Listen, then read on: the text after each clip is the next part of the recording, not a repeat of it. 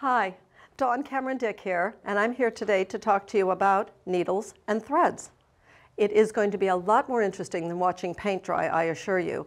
And if you pay a little bit of attention and use some of the tips I give you, I can guarantee that your quilting experience will improve. The first thing you need to look at is what size needle you're going to use.